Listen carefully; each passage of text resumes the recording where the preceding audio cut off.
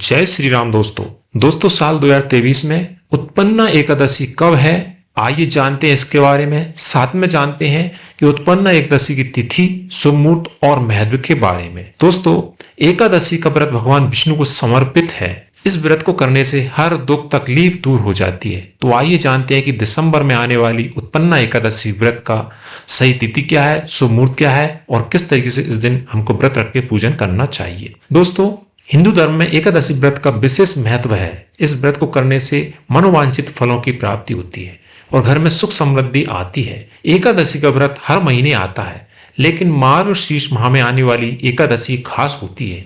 मार्गशीर्ष महीने में उत्पन्ना एकादशी आती है। इस दिन कहते हैं कि उत्पन्ना एकादशी से ही एकादशी व्रत की शुरुआत हुई थी। इस साल उत्पन्ना एकादशी व्रत की तिथि को लेकर लोगों के मन में असामंजस्य की स्थिति बनी हुई है। तो आइए जानते हैं कि उत्पन्ना एकादशी व्रत की सही तिथि क्या है। दोस्तों, उत्पन्ना एकादशी व्रत 2023 की तिथि इस प्रकार है। इस बार मार्गशीर्ष महीने में आने वाली उत्पन्ना एकादशी व्रत की तिथि 2 दिन पड़ रही है। एकादशी के व्रत उदया तिथि के अनुसार किया जाता है। गृहस्थ जीवन वाले उत्पन्ना एकादशी का व्रत 8 दिसंबर को रख सकते हैं।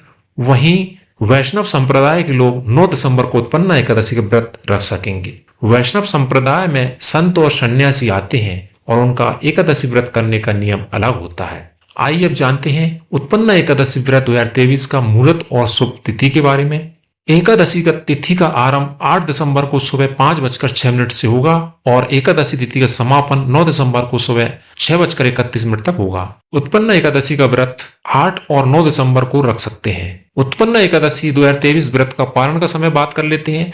9 दिसंबर को एकादशी व्रत का पारण का समय दोपहर 1:16 से दोपहर 3:20 तक रहेगा। वहीं 10 सितंबर को जो वैष्णव समुदायों के लोग हैं उनके लिए एकादशी के लिए पारण या व्रत तोड़ने का समय सुबह 7:03 से सुबह 7:13 तक रहेगा। पारण तिथि के दिन द्वादशी समाप्त होने का समय 10 दिसंबर को सुबह 7:13 पर है। अब आइए जानते हैं कि उत्पन्ना एकादशी का व्रत की कथा क्या है। दोस्तों, जो लोग साल भर तक एकादशी का व्रत का अनुष्ठान करना चाहते हैं उन्हें मार्गशीर्ष कृष्ण पक्ष की एकादशी से ही व्रत शुरू करना चाहिए। दरअसल एक बार मुर नामक राक्षस ने भगवान विष्णु को मारना चाहा था। तभी भगवान के शरीर से एक देवी प्रकट हुई थी और उन्होंने मुर नामक राक्षस का वध कर दिया था। इससे प्रसन्न होकर भगवान विष्णु ने देवी से कहा था कि चूंकि तुम्हारा जन्म मार्गशीर्ष कृष्ण पक्ष की एकादशी को हुआ है, इसलिए तुम्हारा नाम एकादशी होगा। आज से प्रत्येक एकादशी को मेरे साथ तुम्हारी भी पूजा होगी।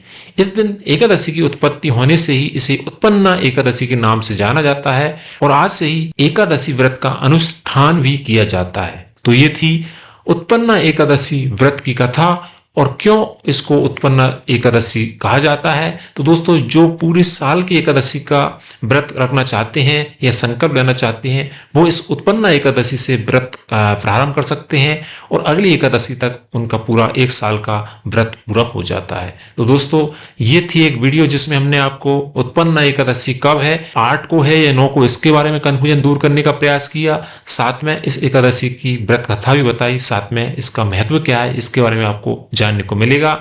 यदि बताई गई जानकारी अच्छी लगी, वीडियो लाइक करें, अपने मित्रों से शेयर करें और इसी प्रकार की इस चैनल पर आगे आने वीडियो जानकारी आप चाहते हैं सब्सक्राइब जरूर करें हमारे इस चैनल को। मिलते हैं इस पर वीडियो साथ, तब तक के लिए जय सिया राम दोस्तों।